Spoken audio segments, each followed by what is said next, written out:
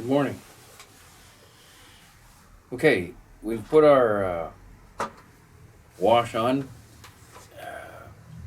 and a filter, and we're just going to create some scratches on the tanks today. But I'd also like to thank everyone for watching the YouTube channel. A few guys have asked questions, which I hope to answer this morning. And also, too, you can reach me on my Facebook page at Hornet Hobbies. And once again, thank you so much. Now, sponging is you have a controlled process. It's not like hairspray. Hairspray can get away from some people. So scratching, and I use scratching at a very, very delicate process. And again, tanks aren't going to be covered in scratches. They're going to be worn areas around places where the men go in and out and they load 75 millimeter ammunition into, around different doors and what have you on the tank, around engine hatches. There's going to be scratches there more than other areas.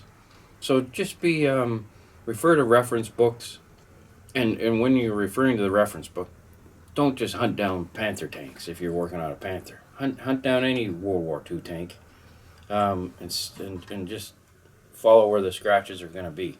Now I use different size sponges, and I use a little claw tweezer with beautiful grippers on it, end pieces. They hold the sponge. They don't wobble in my tweezers, and then I just dab. And it's a process that's going to take a little bit of getting used to. So just flip your tank over, go in your practice areas to hone your skill a little bit. Just don't hop on your tank. You've just done a beautiful paint job with first stage of weathering.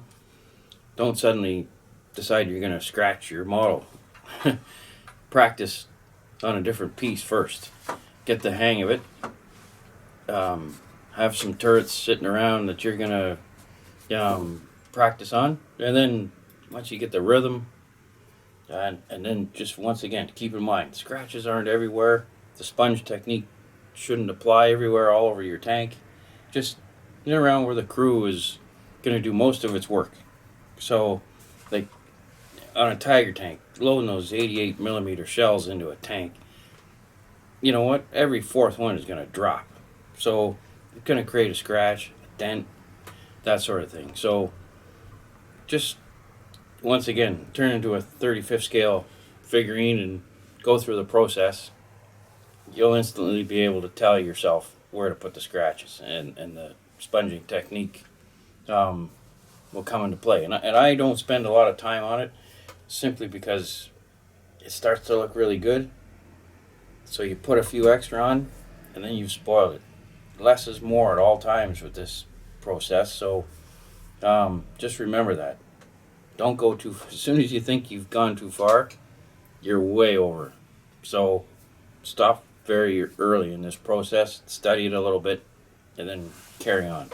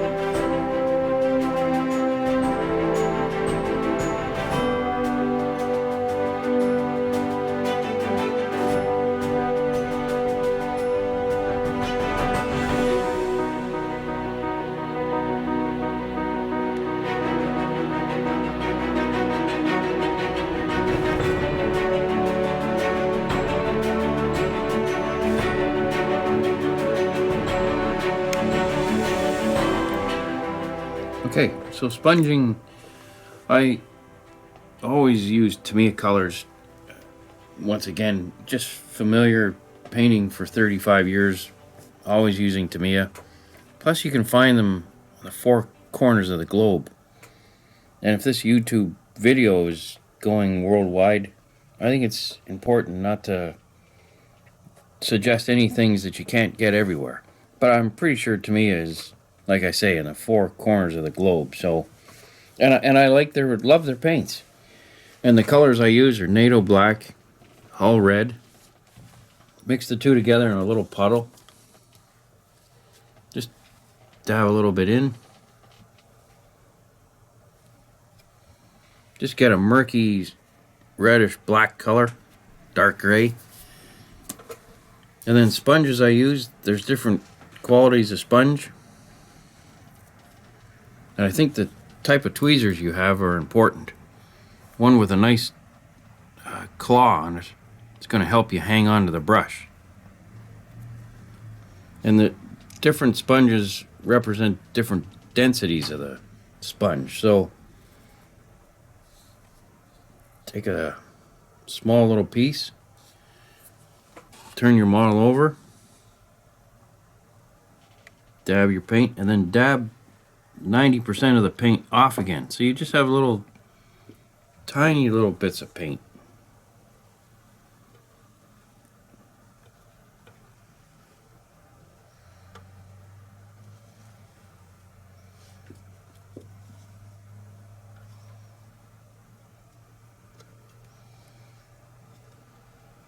And you can see right there how small the little scratches are. As you guys know, Mike Rinaldi's famous line is, no scratch is too small. So dab, and then dab onto your model. And as you can see, tiny, tiny scratches. And then once you're familiar with what you're doing, have a rhythm, go to the part of your tank you're going to tackle, which I'm going to do this corner of the hatch. That hatch is constantly flipped, and it's grabbed by crew members with greasy hands and that sort of stuff. And so let's not hesitate to show that. You take your little sponge,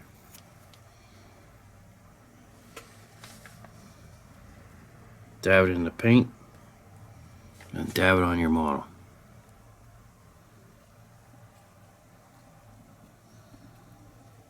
And I know that that's almost minuscule, too small, but don't worry about that. Less is more.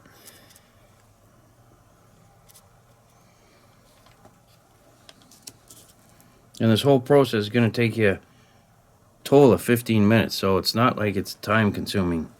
And we're going to see, now that's almost good enough for where I want to be. I'll add a few more with a paintbrush, but now it's also important to rotate the tank so that you don't get into a pattern with your sponge. Almost like silhouettes on a... And then turn your sponge a different angle. Dip again. And then throw in a few extra little sponge marks. And again, these are from different tools dropping and what have you.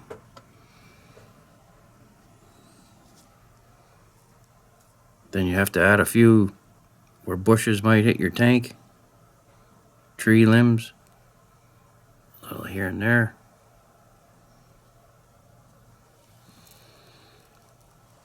And once again, we're back to where tools might fall.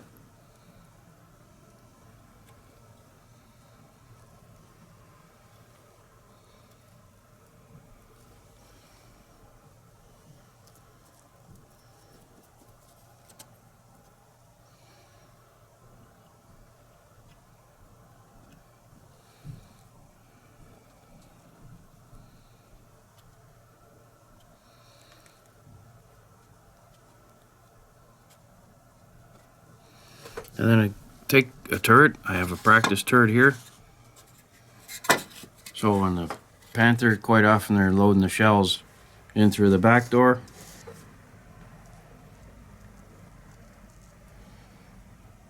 An opportunity for shells to smack up against the turret side.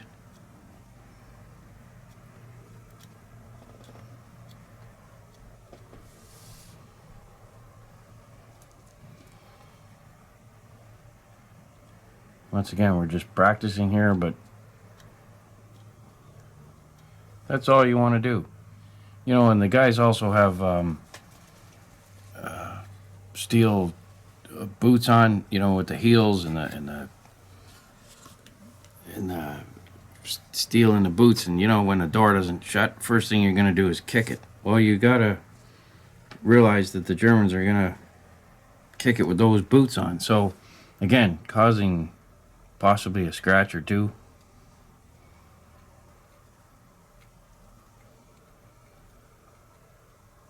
Put a little bit up on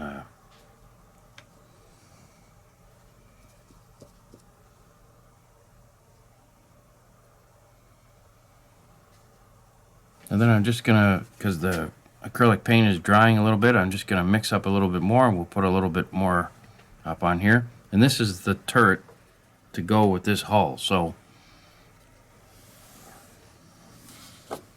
we don't want to be practicing on it. So let me just mix up a little more pudding here.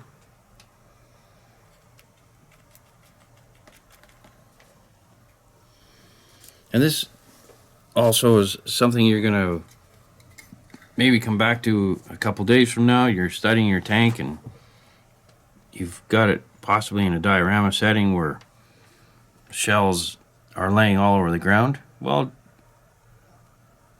doesn't hurt to put a few extra little scratches on your tank. And as you can see, I'm just applying very few small little scratches and dents here.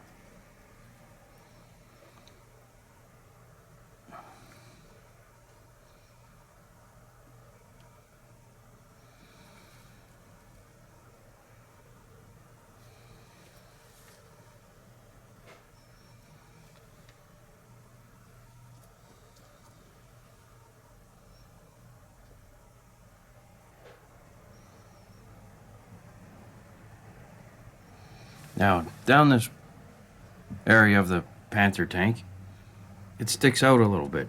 It's the design of the tank, widen the turret a little bit for the breech and what have you. That part is going to be hitting things.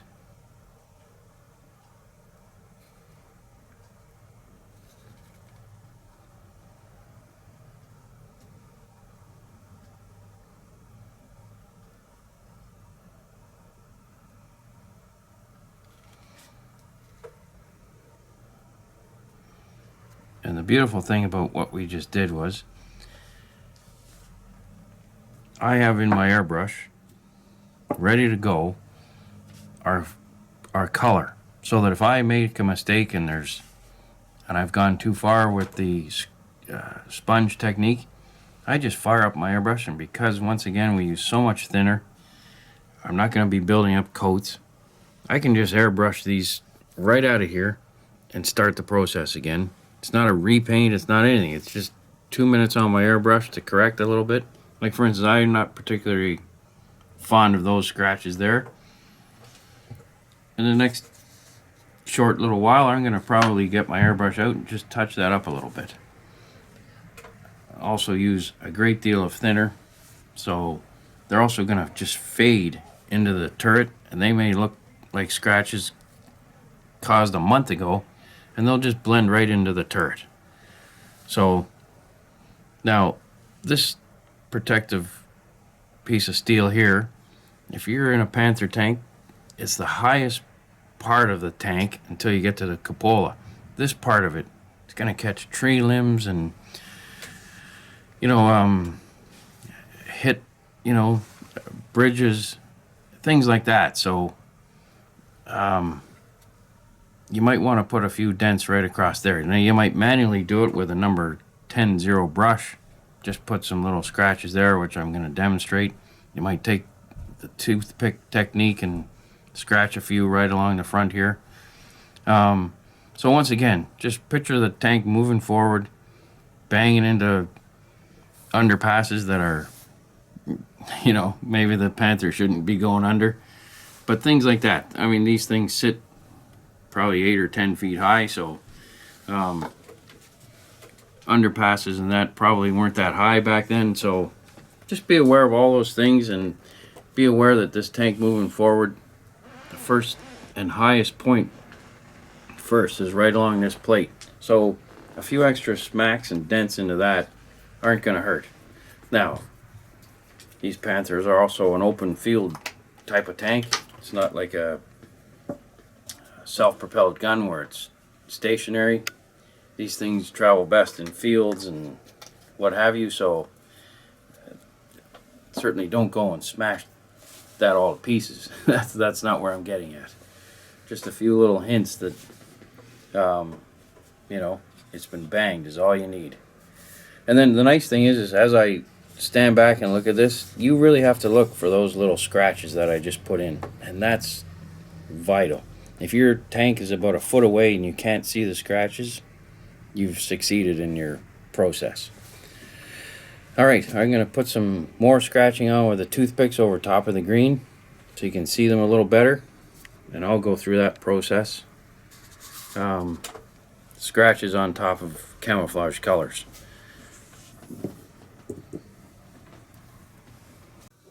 Okay, so here's the little scratches that I spoke about that the Panther tank might take first off. Again, low-hanging tree branches and what have you. If you look at the profile of the Panther, he's driving along and the first thing he's going to do is whack into something that's low-hanging. That's where the abuse is going to take place. Then it is going to be up along here. And again, these drivers, I mean, they're not looking for trouble. So they avoid things on purpose. They don't want the turret to be suddenly ajar and what have you. So it doesn't happen that frequently, but you still have to show a little bit. So a few dents along the front, and a few dents along this cupola rail. Those kind of things are going to catch the odd little scratch. Now, scratches are the hardest thing to master. We did a little sponging, and we're also going to put a little in, and I always use a little circular toothpick to apply my scratches. For one, it's not as porous obviously as a paintbrush, so I can't load up accidentally on too much paint, and I just go along and put my little scratches on. And I'm going to put a few scratches in the green this morning. Therefore, I'm going to take my two body colors, my white and dark yellow, and just gently scratch on top of a few places on top of the green camouflage. When I get to putting scratches on the yellow, I go to my iron mixture, which are these two colors, XF9 and XF69, probably 50-50 match. And here I'll lean a little bit towards using a little bit of extra yellow. I don't need a lot of white in my paint when putting on the yellow scratches. So I'll set that up and we'll carry on. I'll start by putting a few across the front here. Okay, I'm going to put some other scratches in, very controlled scratches. But first of all, I want to answer a question that Scoop Dog asked about clear coat before the weathering. I don't do it. I just find that I've used a thin enough paint that it doesn't, when I get to the decals, I'm going to be putting a clear coat on, but I like the flat or semi-gloss surface that I've created with using X2, and that's just glossy enough for me to carry on the weathering over top. But it's about a 50-50. There's great maulers that visit Hornet Hobbies with beautiful paint jobs, and they do clear coat. So there's nothing wrong with it. If you're in the habit of clear coating before weathering, by all means, keep doing it. I don't do it, but that doesn't mean it's the correct way or the wrong way. It's just a step I leave out until I get to the decals. All right. Once again, I'm going to put scratches over top of green, so I'm going to use my yellow mixed with a little bit of white just for.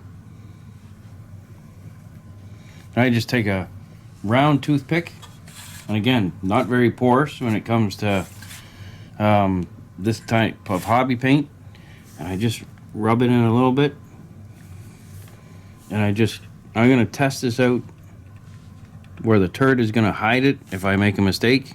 Once I get into my rhythm of my scratches, then I can go right on to where I need them. And you can file these down to a sharp point and get a different effect. But anyway, I'll just put in a few. And again, I have tons of control here. I can put scratches, little teeny little ones, anywhere I want. See, like that's just a blob. But I'll tell you how to, and show you how to correct all that stuff. Now, during Box of the Battlefield and the process, I've told all the students this is going to be the hardest thing to learn. And there's no question, it's because one of the problems is that they put too many on.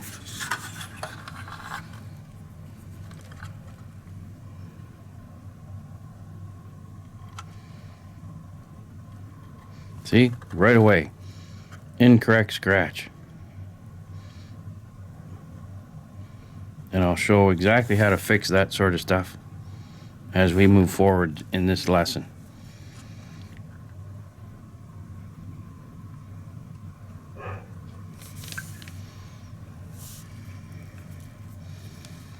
And I'm only hitting the camouflaged areas, so in other words, only the green.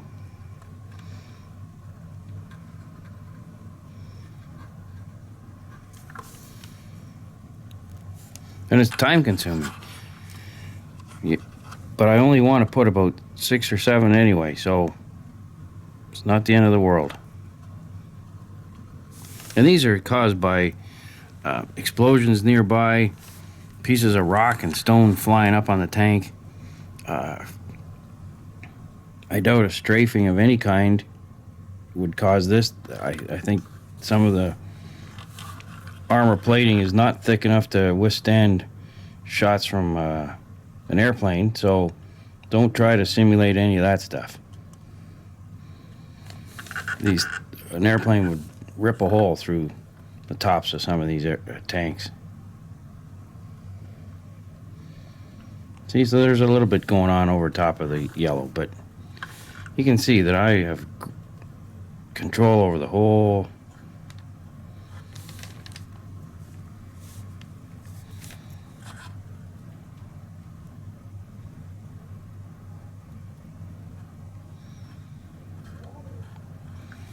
So you can see there's very few.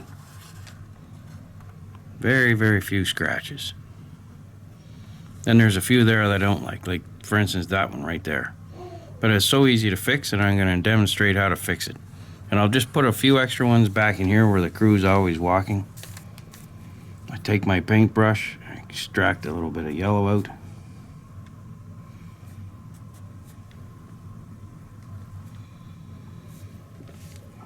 And unfortunately, guys, this is why it takes me 25 hours to paint a tank. But the result is pleasing for me, so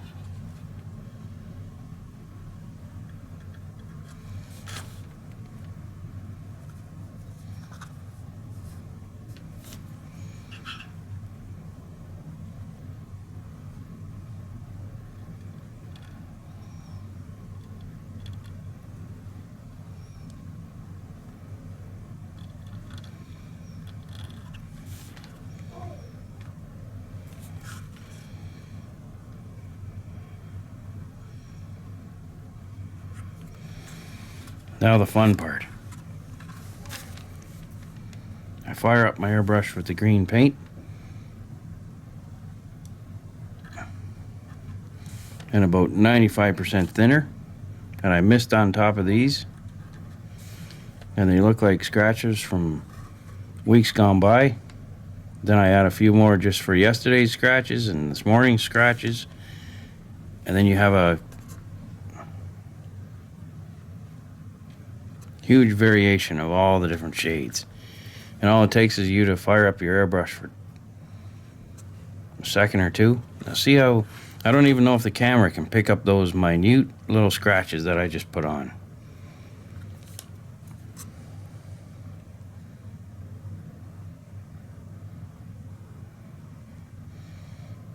And keep in mind that the crew's walking around these tank with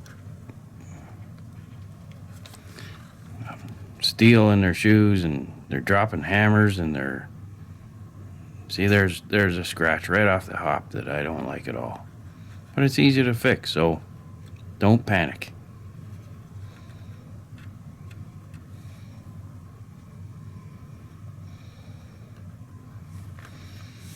I'm just gonna put just a couple more on just on this grill.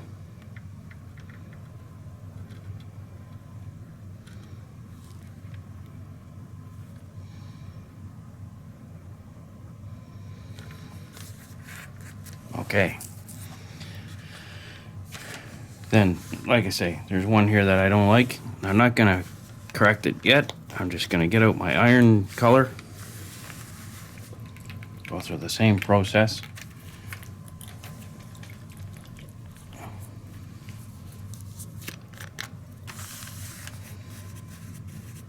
XF9 and XF69. Sort of marriage the two together about 50-50.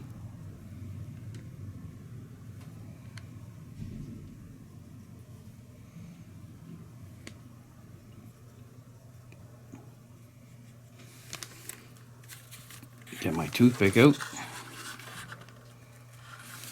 Now I'll go over the yellow areas.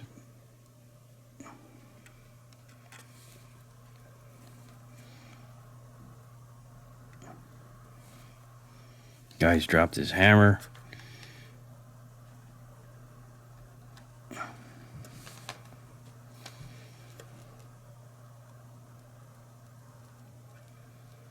You can see how tiny they really are. And I will bleed some of these into the greenish area as well. These will be the heavier scratches that go over top of the green, because obviously they went through the green and the yellow down to the body of the tank.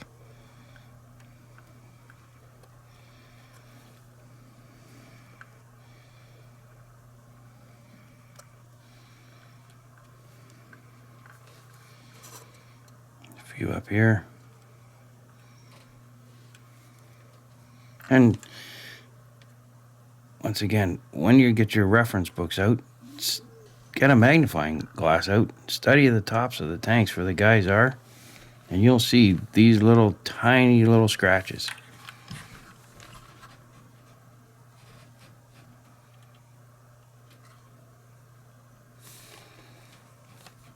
And you have to know when to stop.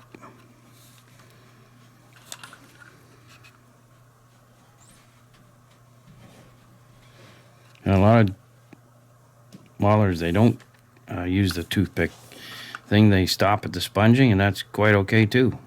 It's all the lifespan of the tank, right? Get one going wild there.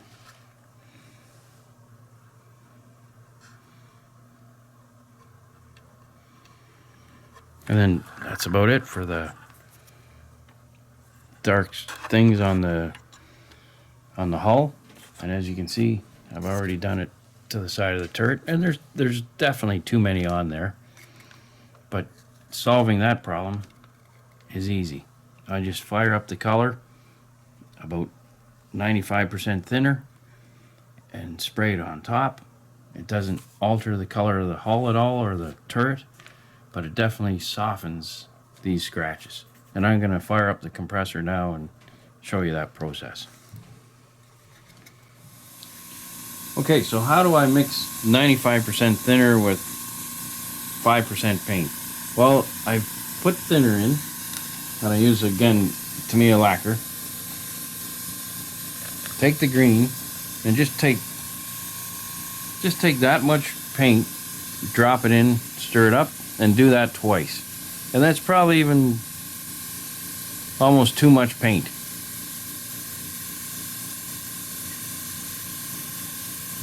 And I'll show you the effect on the mat here.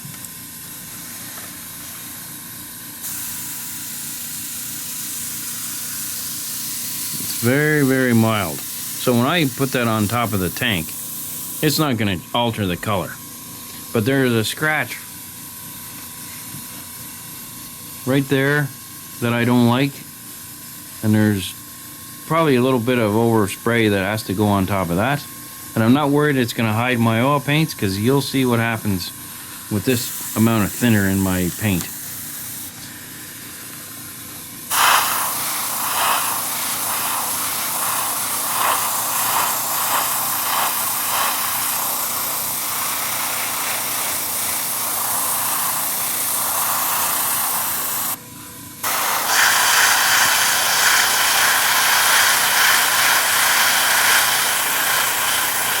So now I'm painting over the oil wash that I put on. I'm painting over those scratches.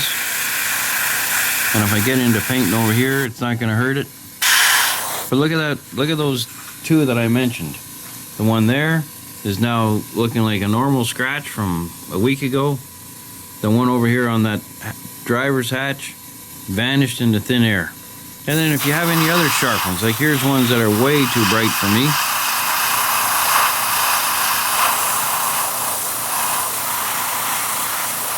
And at the same time, in a way, you're modulating your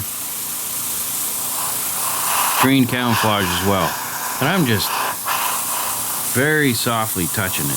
But all those scratches now are just harmonized now to the hull. They look like they've been there for weeks.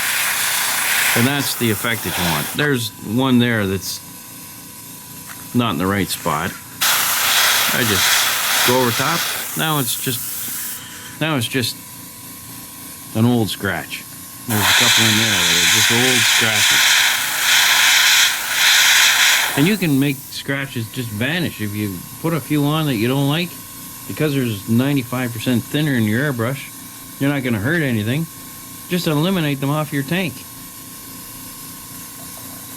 And that's all there is to that. That was pretty easy. And it took all of, I think, 10 seconds on the model itself. So don't hesitate to go back and touch them up. You can add a few if you don't have enough. But this is looking like a tank that's seen a little bit of combat and dropped shells and hammers falling and things like that. So it's where I want to be, and then I just now take the process down the side. So now I have to weather it a little bit, then glue on the tools, glue on the rack. But again, I don't want any of those things in the way as I'm doing this process. So I'm going to put the rack for the track on shortly. Keep in mind that those tracks probably weigh 30 pounds each, maybe even more. Those that are going to create scratches and dents. So once again, turn into a little 35th scale figure and walk through the process of your Panther tank. And as you can see on our finished one here, all the little scratches, the scratches across the top. There's going to be a few in this part because this ventilator, the front end of that,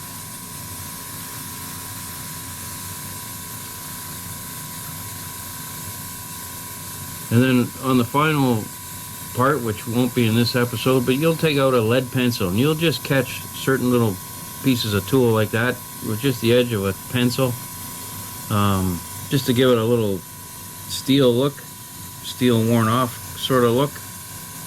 And you can see the back end of that. Some scratches, little oil spills, what have you, and all those are to come shortly. And like I say, it probably takes 25 hours for me to paint a tank, so it's hobby time. You spend an hour a night, and in less than a month you've got a nice finished project, and you're happy to put it in your in your cabinet. So, and then if you're going through the process of a diorama, keep all those thoughts in your mind too, what the crew's doing, and most of all the terrain, whether it's cobblestone and asphalt, or is it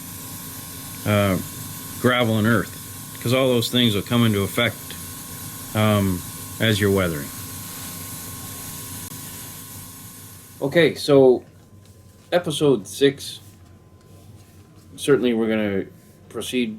The scratches will be done down the sides, and the wheels will be put on the tank and what have you. But we're going to take a small break because Christmas and New Year's is coming. They fall on Sundays, which YouTube for the Panther is filmed on Sundays. And so we're going to take a break until the first week in January.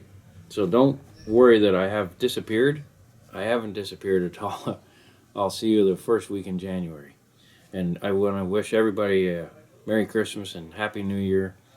And if everybody stay healthy and safe, and don't drink and drive. Thank you so much. Take care.